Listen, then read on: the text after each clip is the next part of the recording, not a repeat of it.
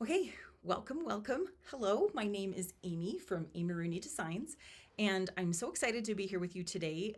We are going to work on making a needle book, but what I'm going to show you how to do is to use the quilt as you go method to create an angled striped cover for your needle book.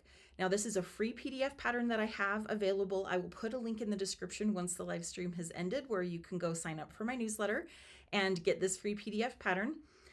This is going to be just a really quick, fun tutorial. This week I'm hosting a sew along through my emails and also on Instagram. So we'll be kind of bouncing back and forth between YouTube and Instagram. Would love to have you join me over there. I am at A Marooney Designs over on Instagram as well. So let's get started with this. The first thing that we're going to do is cut our backing fabric and our batting, and it's going to be just a little bit bigger than the measurements asked for in the pattern itself, just so that we have a little bit of extra room to get our angles and get everything going. And let me switch it over to our overhead camera. So I have used some spray batting or some spray basting to attach those to each other. And then all we're going to do, another thing you need to do to get ready is to use your walking foot on your sewing machine if you have one. It's just going to make everything flow a little bit better, kind of help your stripes not be quite so wavy. Now, I am just using some leftover strips of fabric from another project that I had. You can cut yours however you want. I have kept all of my stripes uniform. These are all 1¼ inch wide, but you can make them as wide or as skinny as you want. You can also vary the widths of them if you would like. So it's just going to give you a chance to kind of play and show off your fabrics and have a lot of different looks depending on what you choose to do with that. The first thing that we're going to do is we're going to get our angle on our batting piece here. So I'm just going to use this straight edge of my batting. If you don't have a straight edge, you can just kind of wing it, and it doesn't have to be exact or precise or anything like that. This is really fun, casual, making quilts as you go, really just kind of fun. So I'm going to use this line on my ruler here, this 45°, so that I have a nice angle for my stripes. But like I said, you can make this as steep or as shallow as you want. I do like a nice 45° angle just because we're really comfortable with 45° angles. So I'm going to take my first strip of fabric and I'm going to place it right side up. I'm going to make sure that I'm covering this bottom corner of my batting, and then I'm going to use my ruler here and just kind of use that to help me make sure that I have this set at a 45° angle. Now what I'm going to do is take my ruler away, leave my piece of fabric here, and then I'm going to bring my next piece of fabric and I'm going to put it right sides together on top. Now I'm going to kind of go in a rainbow order here. So I'm going to do blue next, and I'm going to lay it down and line it up with this line, this edge of my fabric strip. Now, because these are both the same width of fabric, they're going to lay right on top of each other. But if you're using different widths of fabric, all you're going to do is line the next side of the fabric with the top edge of your previous stripe, if that makes sense. So I'm going to lay those two together. Now, there's a couple of things I want to note here before we sew this down. The first thing that you want to pay attention to is that if we're sewing at an angle here. So you want to make sure that you're not bringing this down and lining it up straight with that edge, because when you sew that down and you go to flip it over, now you're short fabric up here at this end. So you're going to make sure that you are extending your strip far enough beyond the edge here so that when you sew that down and flip it up, you have this whole side of your fabric covered. Now, if it helps, if you are worried about that or not really sure how far up you need to go, then I recommend taking a pin and measuring your 1/4 inch seam here and putting a little pin in there and doing what I just did, and that's audition your strip to make sure that it's going to cover all of the area that you want covered before you sew this down. So I have my first strip placed. My second strip is going to come down right sides together. And I'm making sure, and actually this is going to be true on both sides. Now, I have a lot of extra of my strip right here, so I'm not worried about the bottom. But if your strip, you're just trying to get it to go just right, you want to make sure both sides, once you flip that, again, because we're doing angles here, you want to make sure you have plenty of room to cover both of those angled sides. So I'm going to bring this down off of my wool mat right here just so that I can pin it.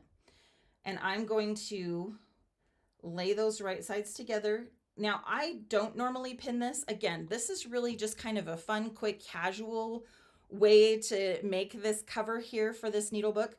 But if you are finding that you really want it to be accurate and stay right where it's supposed to go, this is where you would go ahead and just stick a pin through all of those layers just to make sure that you're holding your strips into place as you move it from wherever you're placing it over to your machine. So now I'm just going to sew this seam really quickly, and I am going to use a 1/4 inch seam allowance here. And I just have this mark right here on my machine where I know that that 1/4 inch is. And I'm just going to go ahead and sew this down.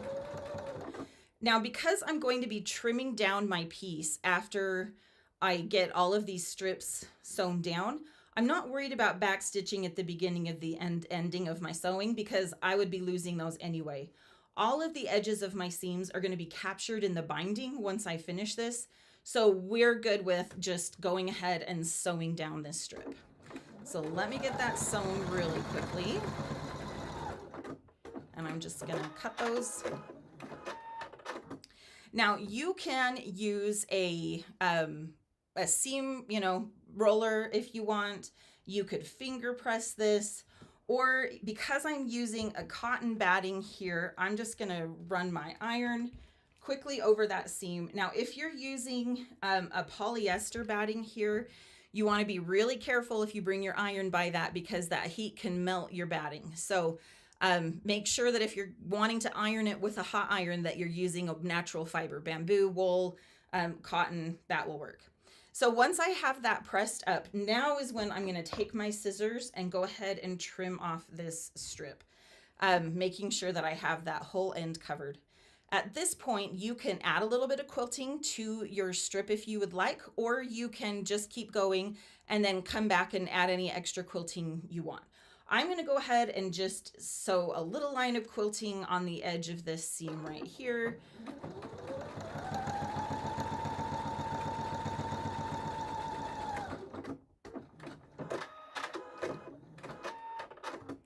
I just like how that gives it kind of a finished look to it, and it helps it kind of lay the whole strip lay flat.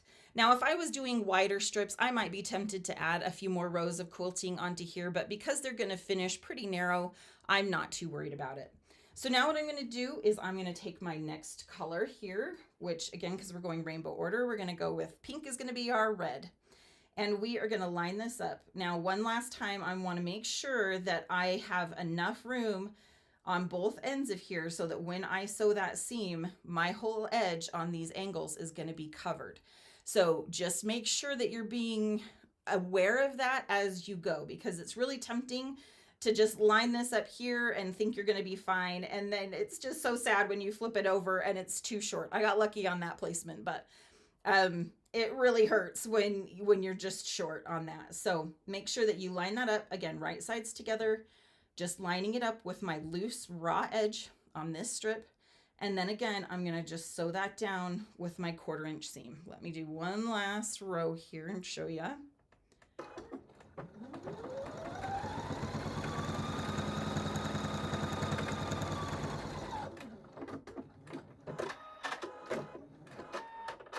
All right, we've got that strip on, and I'm going to, again, just hit that with my iron.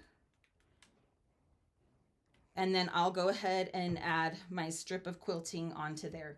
And then I'll just keep repeating that all the way across the whole length of my batting until I end up with a piece that looks like this.